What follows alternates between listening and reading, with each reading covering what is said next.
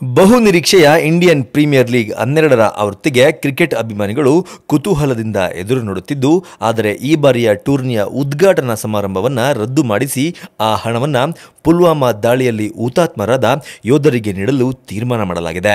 ಟೂರ್ನಿಯ ಆರಂಭದ ಪಂದ್ಯದಲ್ಲೇ ಚೆನ್ನೈ ಹಾಗೂ ಆರ್ಸಿಬಿ ತಂಡಗಳು ಮುಖಾಮುಖಿ ಆಗಲಿದ್ದು, ಇದಕ್ಕೂ ಮುನ್ನ ನಡೆಯಬೇಕಿದ್ದ ಸಮಾರಂಭ ರದ್ದಾಗಿದೆ.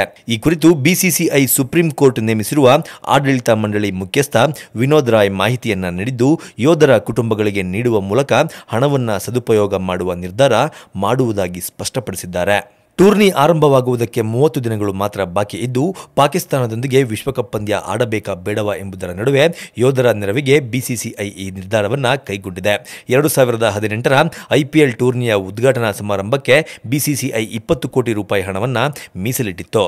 ಕೆಲ ದಿನಗಳ ಹಿಂದೆ ಟೂರ್ನಿಯ ಮೊದಲ ಹಂತದ ವೇಳಾಪಟ್ಟಿಯನ್ನು ಬಿಸಿಸಿಐ ಪ್ರಕಟಿಸಿದ್ದು, ಮಾರ್ಚ್ 23ರಂದು ಮೊದಲ ಪಂದ್ಯ ನಡೆಯಲಿದೆ.